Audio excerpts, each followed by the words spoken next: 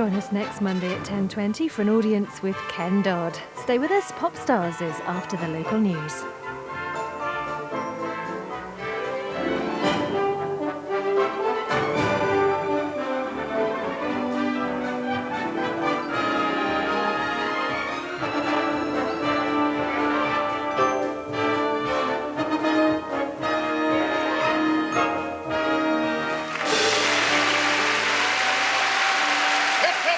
Hip, hip! Hip, hip, hip!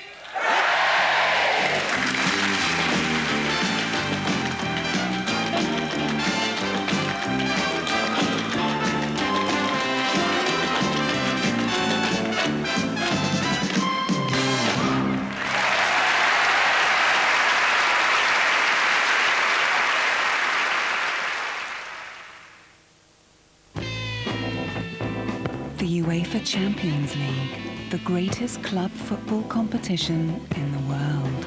Cole back to Giggs, back to Cole! They were 5 minutes away from the next stage, and then this happened. Good cross came off Brown, it's gone in for an own goal! But their fate is still in their own hands. Manchester United within touching distance of a place in the quarter-finals. Panathinaikos versus Manchester United live, Wednesday 7:30 ITV. Coronation Street will be back on Wednesday at 9:45 after the big match live, or at 7:30 on ITV2. He scored!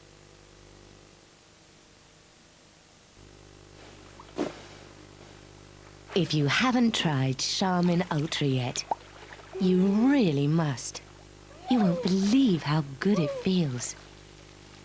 Only Charmin Ultra has such a unique, cushiony, soft surface to give you a comfortable, clean feeling every time. Lovely pattern. Wait till you feel it. Charmin Ultra. You won't believe it till you feel it. This is such a rare treat. What, tuna? Just kidding. It's great to have lunch with my wife. I wish we could do this more often. Perhaps I could take early retirement. What's brought this on? Oh, I don't know. It's just being here with you. And them. That's my pager. Keep your options open with flexible pensions and investments from Clerical Medical. Prepare yourself for a powerful sensation. New Airwaves Soothing Action Honey and Lemon flavour. One chew releases a powerful menthol action and instantly helps your throat feel soothed. And the sensational effect really lasts and lasts. Original Airwaves vapor release for your nose and new Soothing Action Honey and Lemon for your throat. Airwaves, fast acting, long lasting, sensational.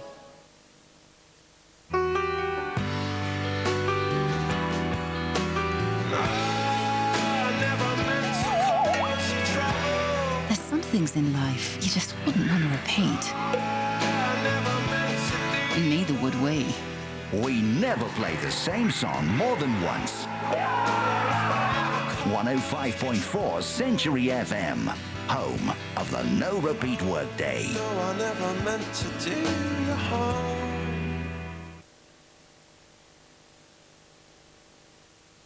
Jack Meadows is about to hear exactly what he wants to hear. I want to make an allegation about a senior officer from this nick, Superintendent Tom Chandler.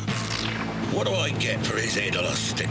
Guest starring Michael Elphig, The Bill, Tuesday at 8 on ITV.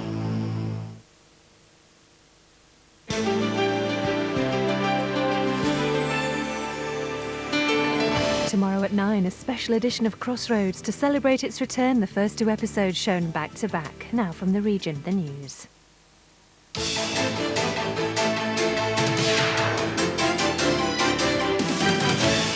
Good evening from the Granada News Centre. First tonight, management at a meat wholesalers in Lancashire say they'll stick to selling British meat after discovering a piece of spinal cord in a consignment of imported beef. The firm in Blackpool had bought in beef from Holland due to the slaughter ban imposed because of the foot and mouth crisis.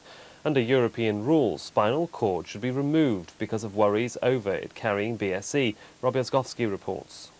precautions to prevent the spread of foot and mouth disease have been fully implemented at RP Winder meat wholesalers since the government imposed a movement ban last week.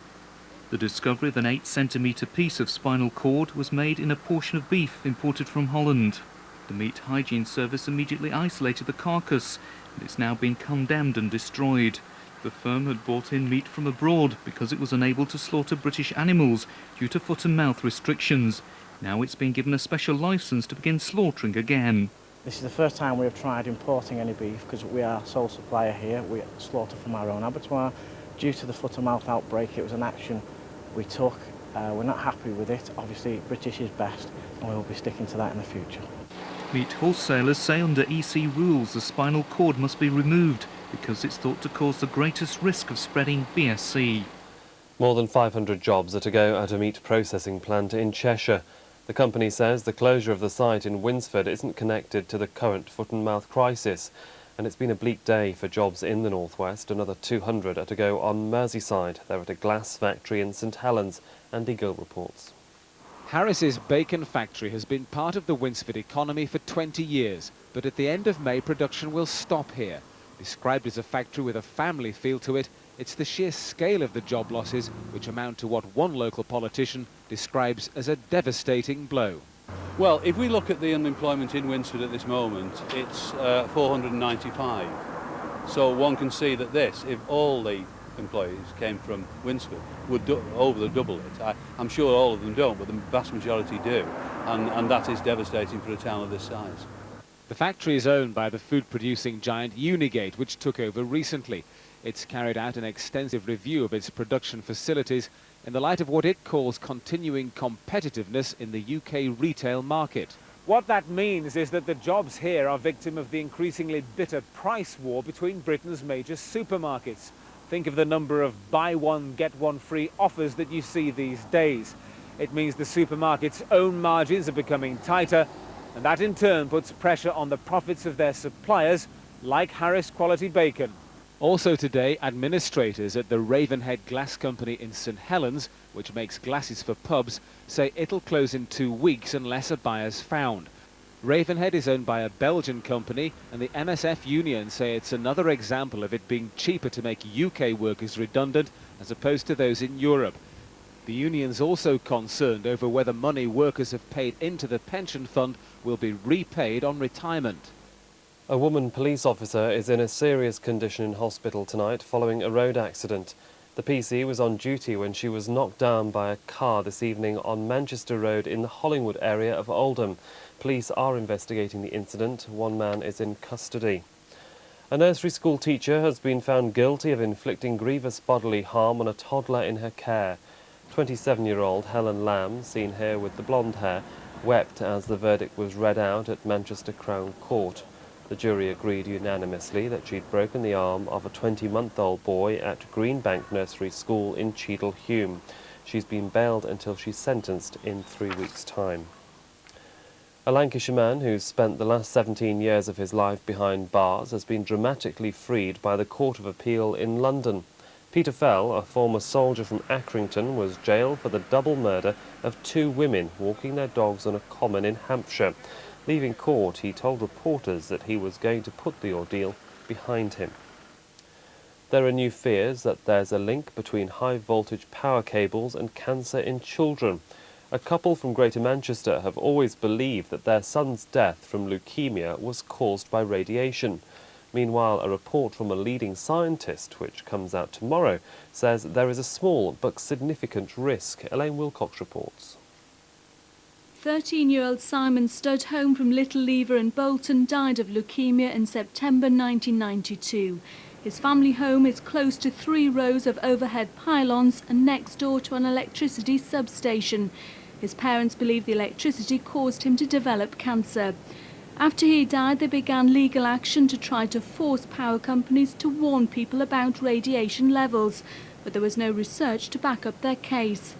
Now a study is being published tomorrow in which a scientist reveals that children living near power lines run a small but significant risk of contracting leukemia. It's the first time an official link's been made. In a statement, the Electricity Association said The considerable body of evidence that has been accumulated over the last 2 decades clearly suggests that magnetic fields do not cause cancer or any other disease. If it is indeed the guidance of the National Radiological Protection Board that this is no longer the case, we would like the board to clarify what needs to be done as an industry. Elaine Wilcox, our reporter there. A deadline set up by the authorities in Bangladesh for the release of an engineer from Greater Manchester has now expired.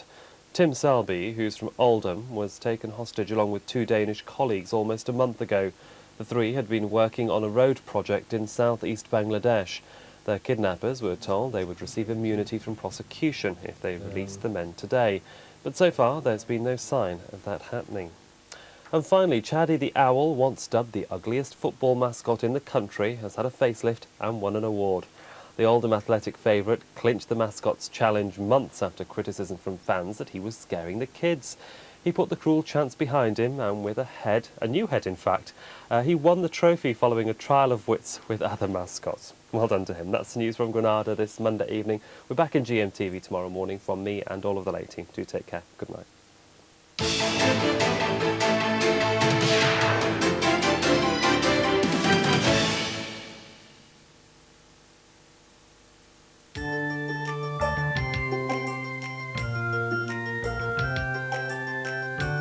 Granada weather. That scorpion's tail of cloud in the bottom left-hand corner of the screen is moving towards us, and that's going to bring some rainfall to our region during tomorrow night. But it's been a lovely day across the region today. That's given us clear skies tonight. That means another widespread frost across the region. Maybe not as cold as last night. Temperatures down to -1 Celsius, and if anything, tending to pick up a little bit by morning. Now tomorrow for sure there's going to be more cloud than today. That may just give us a bit or spot of rain in the west of the region in the morning, but it will tend to flare up during tomorrow afternoon with 1 or 2 sunny intervals. So all in all, not a bad day, but it's going to feel cold tomorrow as a southeasterly wind freshens up. The top temperature 7 or 8 degrees Celsius. And then for the rest of the week, well, it's unsettled with showers or longer spells of rain, pretty windy at times, but becoming milder. For a more detailed 5-day forecast, call Weather Update on 09068 559977.